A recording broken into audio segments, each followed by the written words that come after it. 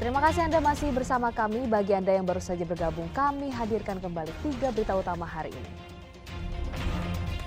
Puluhan kios pedagang buah di Pasar Cinde, Kota Palembang terbakar. Diguyur hujan deras, jalan lintas provinsi yang menghubungkan Kabupaten Oku Selatan dengan Lampung amblas. Untuk antisipasi kenaikan harga dan penimbunan sembako jelang akhir tahun, pemerintah Kota Palembang bersama Polda Sumatera Selatan akan memantau pergerakan setiap pasar di Palembang.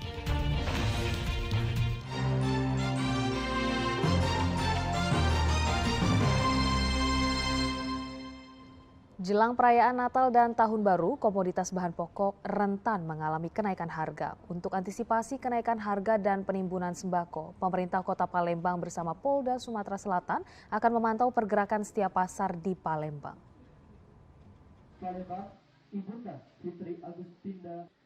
Pemerintah Kota Palembang bersama Polda Sumatera Selatan dan Ikatan Pedagang Pasar Tradisional Indonesia atau IKPPI Sumatera Selatan bertemu dengan sejumlah pedagang di Kota Palembang.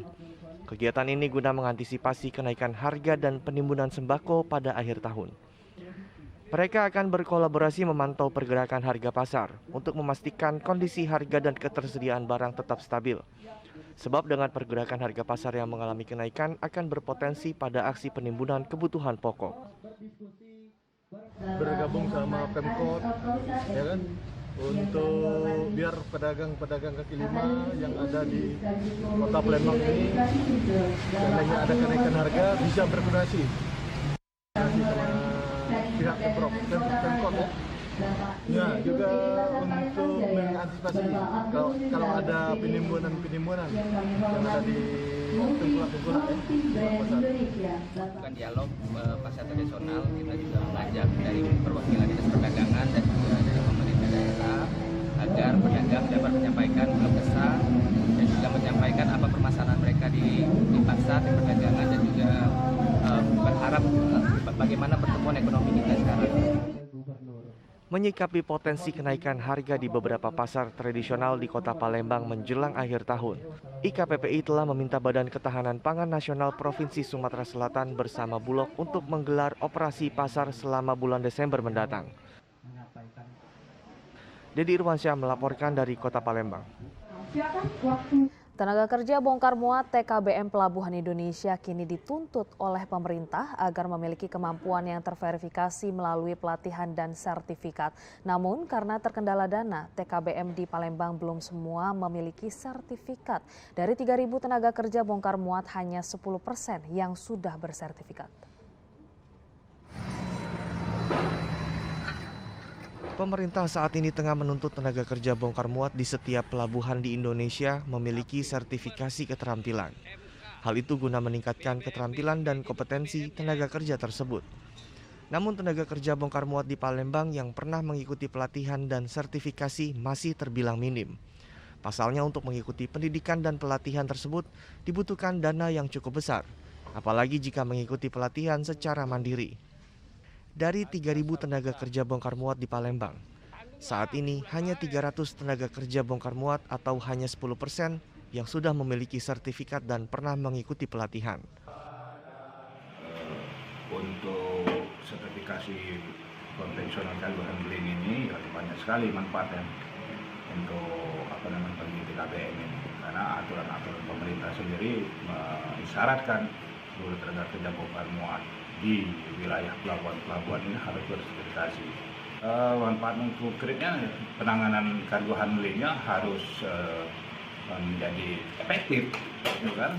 Menjadi efektif sekali penanganan, karena dia harus punya keahlian kan. Nah, dengan begitu produktivitas bongkar muat di pelabuhan ini ya mudah-mudahan bisa meningkat itu. Nah, akhirnya pekerjaan itu sendiri cepat. Kapal cepat datang ke pelabuhan, cepat pula keluar dari pelabuhan. Dalam waktu dekat, Koperasi TKBM akan menaikkan UMR buruhnya. Hal itu dilakukan karena Kementerian Tenaga Kerja telah menaikkan UMR nasional. Sementara UMR tenaga kerja bongkar muat di Palembang belum pernah dinaikkan sejak tahun 2017. Yanwa Ihram melaporkan dari Kota Palembang. Ratusan poluan mengikuti pelatihan sebelum diterjunkan sebagai tenaga konselor penanganan trauma korban bencana. Para poluan ini juga dibekali kemampuan menjadi penyuluh mengatasi masalah warga.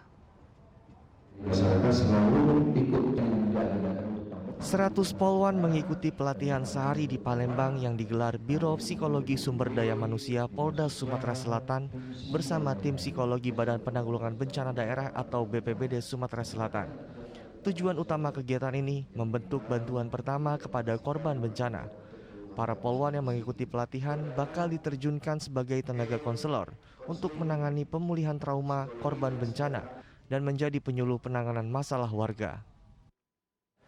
Sebagai kontribusi Polda kepada masyarakat ketika di masyarakat terjadi permasalahan sosial atau bencana alam, misalnya kebakaran, gempa, dan lain-lain. Jadi mereka nanti akan kita terjunkan ke masyarakat sebagai tenaga konselor untuk memberikan konseling atau trauma healing kepada masyarakat korban penyintas bencana alam atau permasalahan sosial yang terjadi di masyarakat. Selain pemulihan trauma pasca bencana, pelatihan ini juga dapat diimplementasikan kepada korban kekerasan seksual, perundungan hingga pencabulan.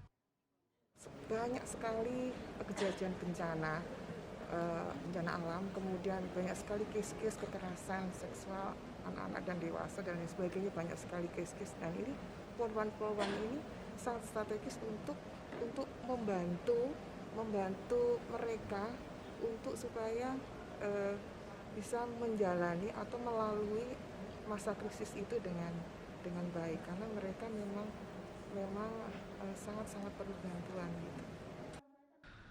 Harapannya melalui pelatihan ini memberikan kontribusi positif kepada masyarakat dari Polri, khususnya Polwan Polda Sumatera Selatan. Yanuar Ihrom melaporkan dari Kota Palembang. 72 mahasiswa dan mahasiswi alumni Universitas Islam Ogan Komering Ilir Uniski mengikuti sidang Senat khusus terbuka yudisium dan wisuda sarjana ke-11 Strata 1 di Gedung Kesenian Kayu Agung.